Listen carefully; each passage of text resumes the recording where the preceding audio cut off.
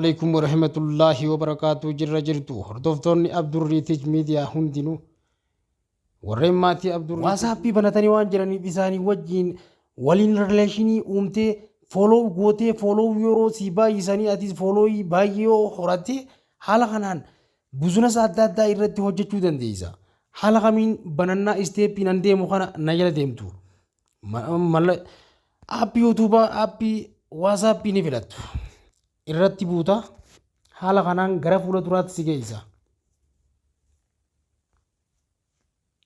Haala ammaati gartu kanaan karamis si geessa kara fuula duraatti si geessa.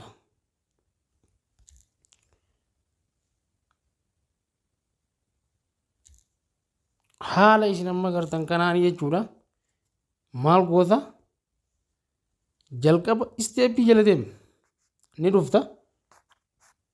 Appii WhatsApp filattee jirta amma update iddoo jiru kana seerri isaa haaraan update kana jala jira. Update kana irra ni buuta. Haala amma updatein sii dhufee jiru kanaan akkam goota eessa deemta channel kajuu kana dhufta. Channel kajuu kana duratti mallattoon pilaasii iddoo fuula duraa kana ni jira. Mallattoo pilaasii kana irra buuta. Haala kanaan jechuudha. Mallattoo pilaasii keetii irratti yoo buute kara fuula duraatti si geessa. Filannoo lama sii fida. Filannoo lamaanuu iddoo kanatti jechuudha. Create channel and find channel. Siinjaa create channel. Kajuu kana filattee ammas kara fuula duraa si geessa. Haala kanaan fuula kana qabatee sii dhufa.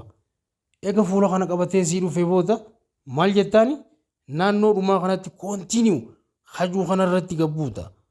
Continue kajuu kana irratti ni buuta. Haala kanaan continue eega jetteen maas fuula kana qabatee karaa fuula kanaa si fida.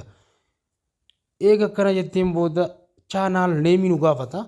Haala kanaan channel name kanatti iddoo amma isin agartan kanatti jechuudha. Haala kanatti maqaa kee iddoo channel kana irratti ni barreessita amma. Haala kanaan ni barreessa amma.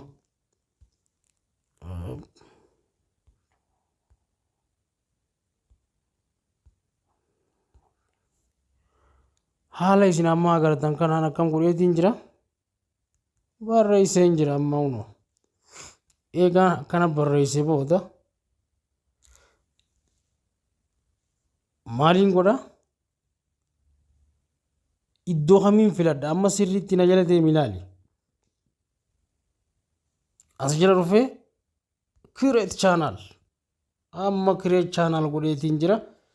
Haala kanaan mallattoo kana qabatee naa dhufee jira agartaa Abdurriitich Media follower 0 channel linkiin isaa asitti haala kanaan fuula kana qabatu qabatee yoo siif dhufe ta'e WhatsApp bifa seera haaraa inni fideen banattee jirta jechuudha.